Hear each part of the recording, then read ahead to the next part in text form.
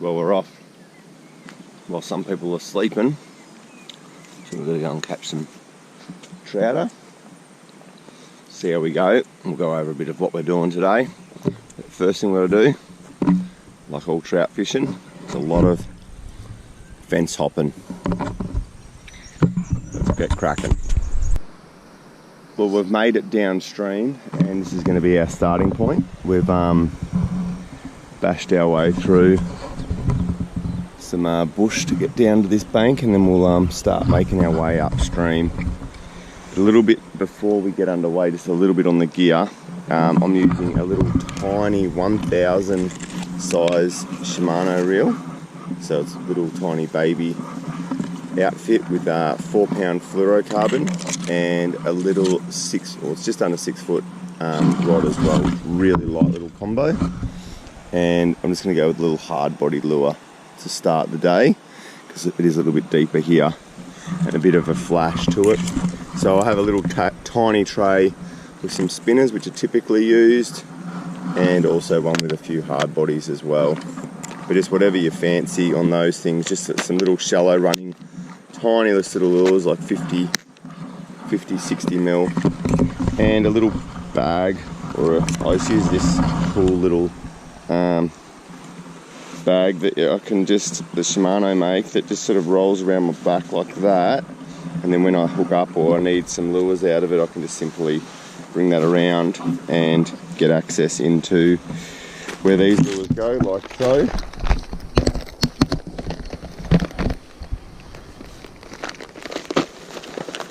And I just keep pliers handy. Catch and release day on the trouter.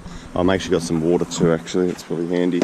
I wouldn't be drinking the river water here at the moment. It is a bit dirty, so, and it's a little bit hard to get along these banks. Last night I had a little bit of a fish just from the camp, caught a rainbow and a brown, so they're obviously in here.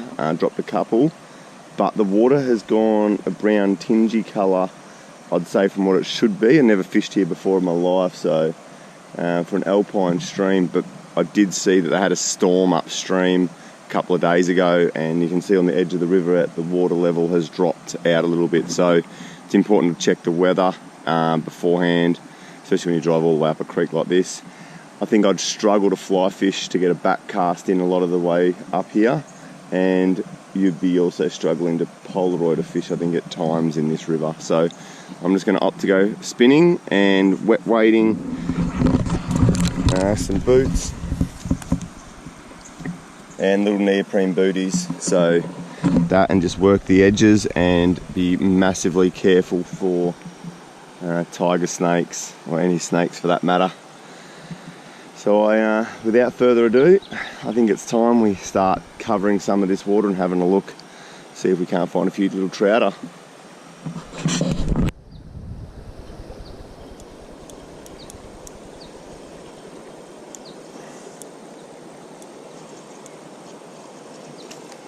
Oh, here's the first fish of the day.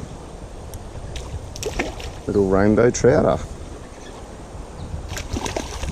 Oh, and he's off, and I'm snagged. Well, there you go. There's one. They are in here.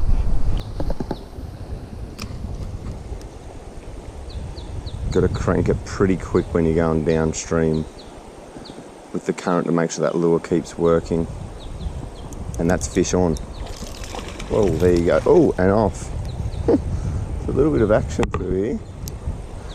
That was the cast before that. I hooked up and got a little rainbow. That was another little rainbow. But basically, as I'm coming downstream, I was just going to say, as you cast up, you've got to sort of work that lure pretty hard. The fish head into the stream, and there's a fish right there following it.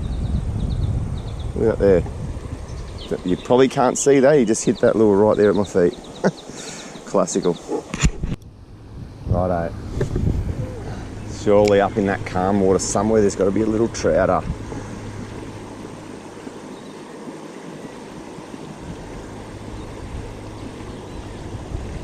They just like a little back eddy, slow water, just off the edge of that fast water. Put that stuff in there. Bring that across through there. Just keep that lure working. And just watch the lure as it comes up, see if you get a follow. No trouter there. Keep going. Righto, so I get to a spot like this and you're going to spend a little bit of time to cast through this whole area. Typically you don't think a fish is going to sit hard and fast in that fast water down the middle, but the thing is there could be boulders underneath there that you can't really tell, and they can just perfectly sit behind and come out and grab something, and they're not going to be too fussy. This calmer water on this side is also a good spot for them to ambush, and also down that whole other side there. So typically just sort of go up, put a cast in, make sure that lure's working all the way down. I usually like to keep the rod, try to keep the rod tip out to the side so they can't see me as well, even though the water's a little bit dirty. And bring the lure up and just watch the lure all the way in to see if you get a fish that follows you up, just so you know that there's a fish there and they could just be trying to hunt that little fish out of his area. And then just keep working all the way around, making sure that that lure is working all the way. Bring him up slowly, no follow again. Once the lure goes downstream, obviously the current's going to work, make the lure work so you don't have to wind anywhere near as fast as going upstream. And just go to a little spot like that and then just tuck through to see if there's one on the edges, and nothing doing. So it's just a matter of just inching your way along and just enjoying the environment. I think that's some of the thing with trout fishing, is it's just really about the location, I think, more so. Although I don't mind catching a few trout, like most people who do this. It's really cool just to get up here and cover some of this water, and nothing doing there. But basically that's what you're sort of looking at, those sort of things. Everything that you think looks a bit fishy, because the fish can just pull out of the current for a while, might need a rest, or you'll see them up on those edges, or even down in the fast water. You can see a little bit of a back eddy that's created just here, and they'll sit on those edges there as well.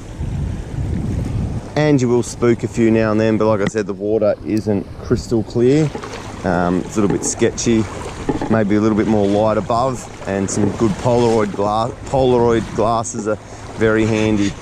But otherwise we'll just keep pushing through, meander our way up and stay away from the snakes.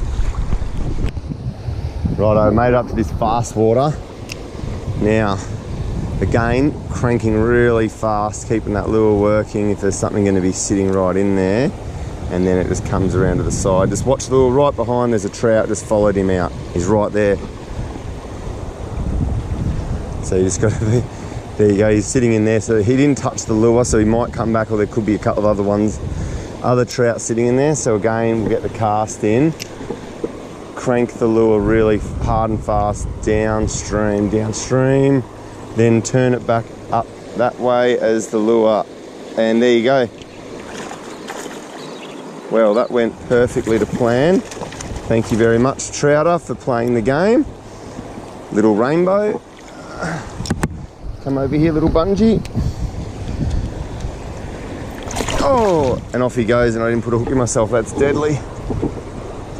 Well, that worked pretty well. So what I was sort of saying there was basically, or what I was wanting to say without catching all the fish, was you bring the lure pretty quick, so you're working it really hard, and then that's hooked up again. That's a brown maybe, and dropped him, so that's pretty good going. So I'm working the lure really hard downstream, and then as the lure swings to be straight out from me, then it gets to the slacker water, and then I can just go upstream with the lure like that. But they're really aggressive, so see how aggressive they've just been right there in that area, and like 2 or 3, 4 fish can be all pulled up into one area.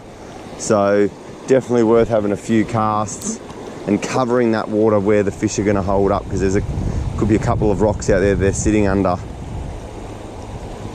And just bring it around, get into that slow water there, and see if anything follows up. Nothing doing.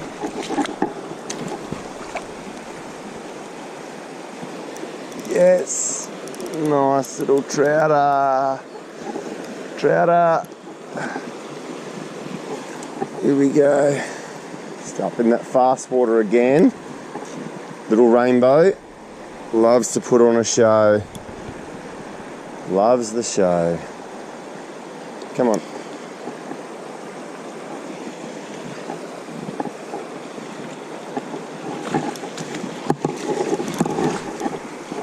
Come on. Oh, there he is. There he is. Incoming trouter. Oh, he's up too, but you're going to go back.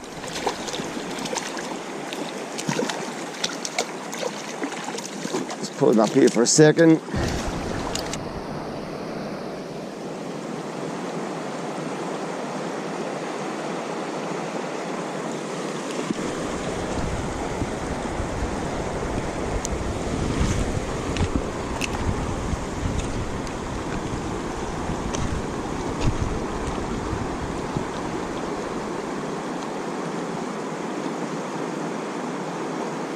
Yes, trouter, good trouter, good little trouter. It's alright, Bungie, another rainbow.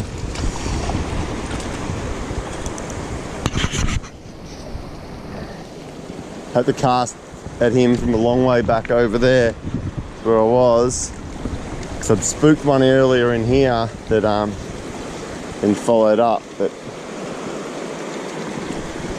that water is cleaning up a little bit. You can see the brown tinge in the water. Yet to see a fish rise or yet to Polaroid a fish up, but just working all these little gaps, and it's paying dividends after it's been a couple of hours now. Here's another nice little rainbow. Come here, Bungie.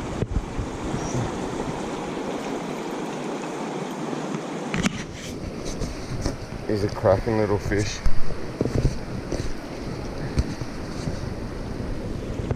Anyway, he's gonna be released, aren't you, buddy? You're not coming home. Head into the current, buddy. Head in, head in. And off he goes. Just gonna get a few more of them.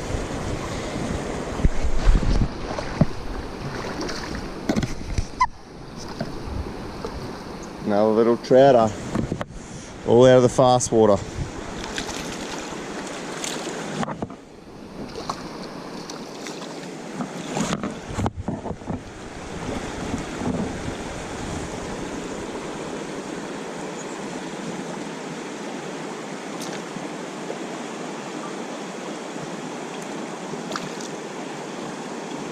There was a few little trouters, and most of them all coming out of the fast water, that's for sure. So to keep working and bush bashing and get the results.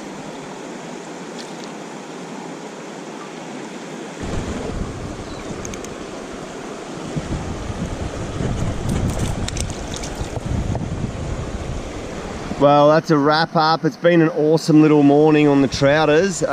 Pretty stoked with the rod and reel combo. 1000's deadly with the 4-pound fluoro and this little light rod, 5'9", which is awesome to bush bash through some of that country.